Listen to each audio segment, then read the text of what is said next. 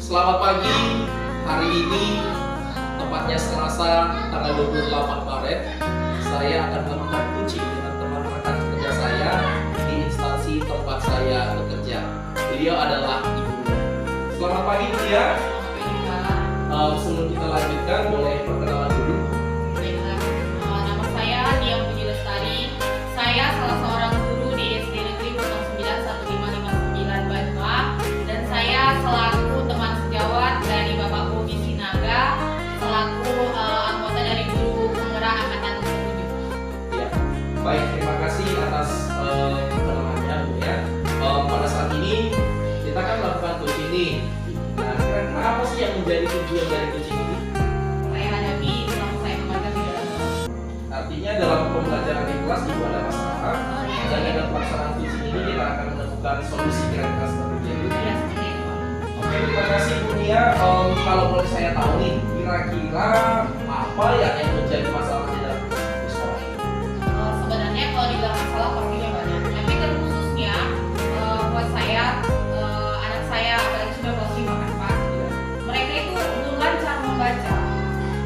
Bisa tapi dia masih mengeja begitu ya kan, tidak terlalu lancar lah. Yang gimana kalau kelas 5 seharusnya membaca itu kan sudah mengalir seperti air, tapi mereka masih mereka di dalam hati dulu mengeja, misalnya Pancasila, baru mereka sebutkan Pan, baru seperti itu Pak. Berarti bisa dinyatakan dalam satu detik itu ada lebih lah, dalam satu detik itu mereka tidak bisa mendapatkan apa yang terjadi seharusnya ya. Seperti itulah, karena mereka mengeja dulu di dalam hatinya. Tambah Pak masih seperti itu, tidak layak seperti dia. Kalau kelas 5 seharusnya itu tidak seperti itu.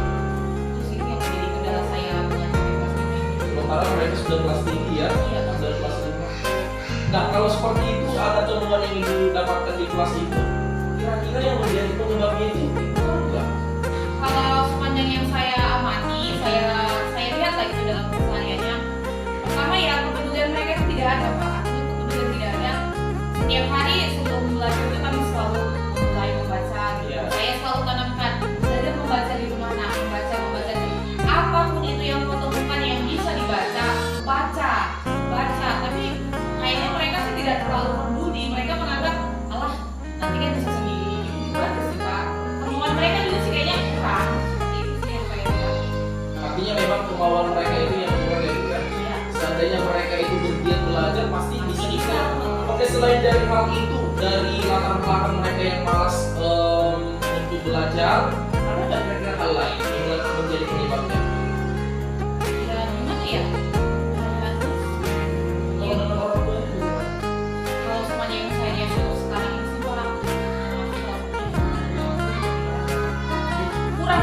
ada atau tidaknya ada lah sedikit, tapi kurang. Mereka itu menganggap ya anak itu yang pergi sekolah, mereka meyakinkan pendidikan 100% itu hanya kepada guru, pada orang tua mereka. Ketika mereka sudah sampai di sekolah ya mereka harus belajar sama guru, mereka di rumah ya udah kembali ke rumah dengan tugas rumah masing-masing, tidak lagi mengingat tentang masalah sekolah, belajar di sekolah, karena 100% itu adalah pendidikan di bawah guru. Itu sih kalau menurut saya. Kalau gitu saya mau tahu dulu, lingkungan sekolah itu kan di daerah Pegunungan nih, jumlah siswa di kelas itu berapa orang? Siswa di tempat saya sih ada 7 orang. Ada 7 orang. Oke. Memang betul seperti yang dikatakan oleh Ibu, kalau misalnya orang tua tidak mendukung, agak kurang ini ya, kurang lancar pergerakan kita untuk memberikan pembelajaran gitu ya kira-kira. Susah sih Pak, karena kan seperti ini, berapa jam sih kita ada di sekolah kan seperti itu. Kalau sepenuhnya hanya kepada kita, sementara siswa kita itu kan hanya satu. Kalau kita hanya fokus kepada dia, gimana dengan yang lain kan gitu. Benar. Kalau misalnya ada dukungan dari orang tua, oke di sekolah kita masih belajar tentang ini, nanti bilang di rumah nak baca yang lain. Orang tua misalnya di rumah, buka buku nak, tadi belajar apa? Pasti kan mereka mengerti, wah anak belum bisa baca ternyata, belum lancar. Pasti kan mereka mau ajarin. Kalau hanya di sekolah gimana? Jadi kalau seandainya tadi Ibu katakan memang dia membaca lambat, berarti pembelajaran ini tidak berjalan dengan baik ya. Bagaimana dengan mata pelajaran yang lain? Misalnya tadi dalam hal membaca Ibu katakan dia lambat. Mata pelajaran yang lain matematika, misalnya menghitung gitu. Bisa dibilang sih kalau menghitung ya gimana ya Pak?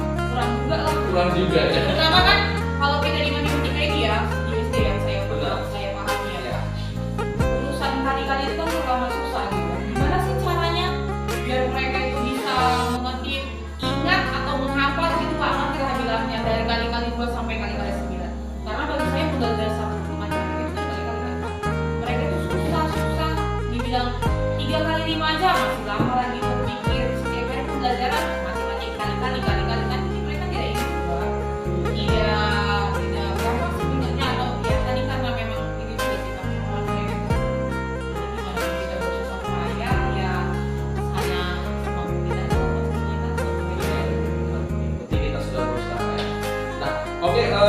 gambaran di sini sudah kita dapatkan bahwa memang si anak yang lambat ini membaca tidak layaknya seperti kelas 5 yang diharapkan.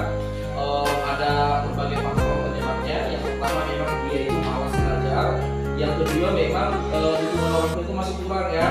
Artinya kedua hal inilah yang harus kita ambil solusinya kira-kira seperti itu. Nah, untuk saat ini kira-kira di dunia sudah ada nggak solusi yang ingin ibu lakukan untuk bisa menuntaskan permasalahan ini? Kalau saya sih yang saya lakukan saat ini solusinya yang bisa saya lakukan, kami seperti literasi lapas mulai belajar itu kami melakukan membaca beberapa menit ya untuk memahami mereka dan ya belajar membaca seperti itu. Oh, berarti ibu berencana ini membuat literasi ya? Bukan berencana sih Pak, sudah dilaksanakan. Sudah dilaksanakan. Kalau boleh tahu sudah berapa lama ya berjalan literasinya? Selama semester 2 ini. Selama 1 semester, berarti sudah berjalan sekitar 3 bulanan ya. Kalau kita boleh lihat, mau tahu dulu nih, ada nggak perkembangannya?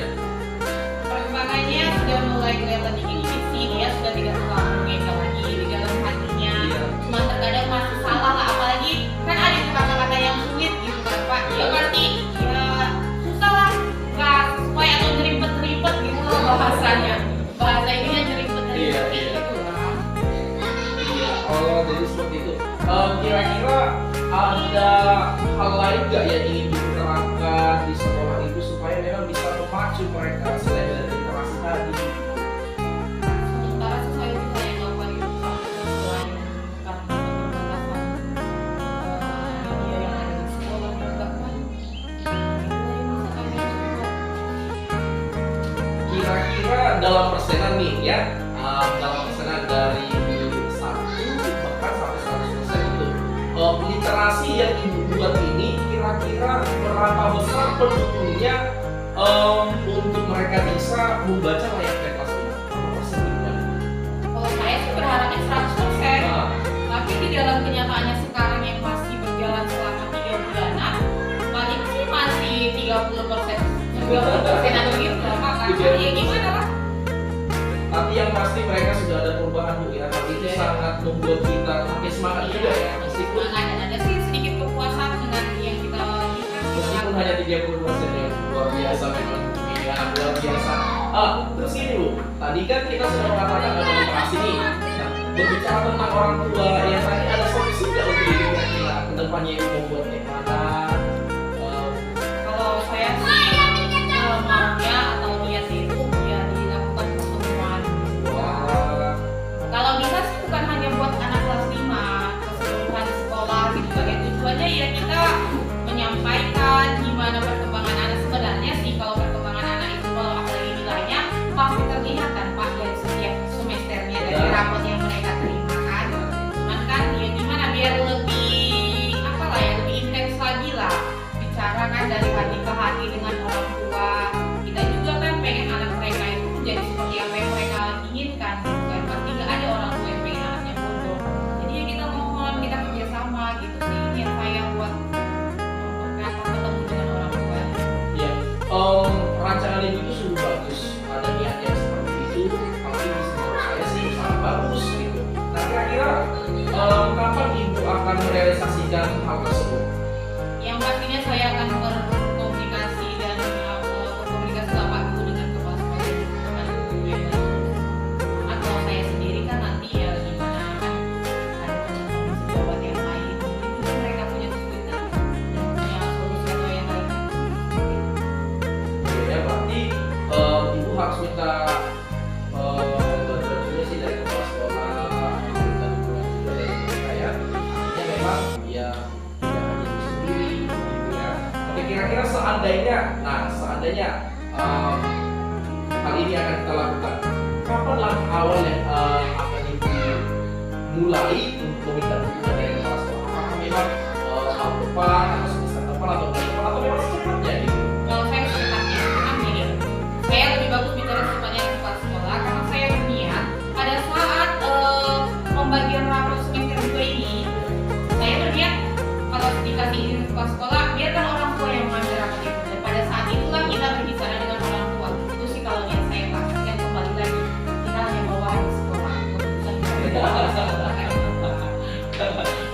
luar biasa sekali memang dunia. Saya sangat kagum dengan kriteria-kriteria yang ingin disampaikan. Namun sebelumnya itu, saya mau tanya nih, semuanya itu kan memang betul sesuai dengan apa yang dikatakan, bahwa ibu memang tidak akan bisa berjalan sendiri nih. Dukungan siapa yang ibu harapkan untuk bisa membantu anak murid kita itu bisa cepat perubahannya, pengaruhnya gitu. Kira-kira dukungan siapa ya? Ya, yang pastinya kan tadi orang tua. Kemudian di sekolah ya dari kepala sekolah misalnya dengan dukungan memberikan fasilitas, dengan memberikan buku-buku untuk literasi kan Pak. Literasi kan bukan hanya buku mata pelajaran yang mereka harus bacakan, banyak pengetahuan dari buku lain yang seharusnya ada mereka baca. Saya minta ya di sekolah menyediakan itu. Tapi keren dari kepala sekolah kita minta penyediaan fasilitas seperti itu ya Bu ya. Kemudian dari rekan guru, Dan guru ya gimana ya, kita sih pengennya apalagi mereka punya masalah yang sama seperti kita gitu kan, pastinya mungkin bukan pastinya sih mungkin ada juga siswa dari rekan guru itu yang tidak bisa membaca gitu kan. Kita sama-sama melakukan, bisa dibilang gimana ya, dibilang privat sih nggak terlalu privat lah, misalnya waktu istirahat kita kasih waktu kita 5 menit untuk fokus kepada siswa yang satu itu, seperti itu sama-sama dengan rekan guru yang punya masalah yang sama itu. luar biasa sekali. Ditambah dengan dukungan orang tua mereka ya. Luar biasa sekali. Kemudian saya sangat salut dengan indikator-indikator yang sudah Ibu sebutkan tadi. Saya bisa mengharap apa yang terjadi di 2000 terhadap siswa Ibu bisa berjalan dengan baik.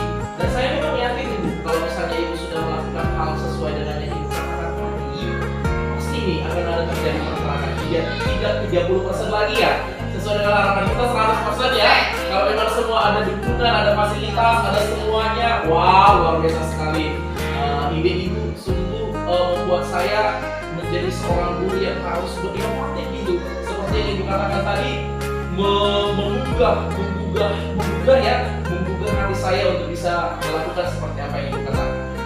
Jadi terima kasih Ibu untuk pertemuan kita saat ini. Terus saya mau tanya dulu, kira-kira setelah kita melakukan coaching hari ini, ada nggak sesuatu hal yang bermakna yang Ibu ambil dari pertemuan ini? Ada sih, terutama kan seperti ini kita bisa saling sharing. Benar. Kita bisa saling sharing. Mungkin kan pengalaman Bapak juga ada seperti ini, Bapak kasih motivasi kepada saya atau gimana ya, melakukan cara seperti itu kan. Jadinya juga lebihnya ke gimana ya Pak? Saya merasa dia ini siswa ini bukan hanya menjadi beban saya saja, karena Bapak selaku rekan guru saya, rekan guru sudah mengerti apa masalah saya, dan mudah-mudahan saya berharap ya Bapak juga bisa membantu demi tercapainya apa yang kita inginkan, terutama di sekolah kita ini menjadi lebih baik. Berarti coaching kita kali ini bermanfaat banget ya? Iya Pak. Sangat bermanfaat. Sangat bermanfaat. Wah, terima kasih. Saya juga berharap kita boleh bekerja sama-sama untuk mengembangkan sekolah kita, mengembangkan siswa kita, yang pasti sekolah kita ini menjadi yang terbaik. Oke Bu Nia, terima kasih atas waktunya Bu Nia. Sukses ke depannya. Terima kasih.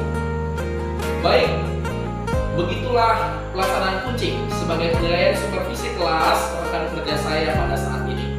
Terima kasih. Oras.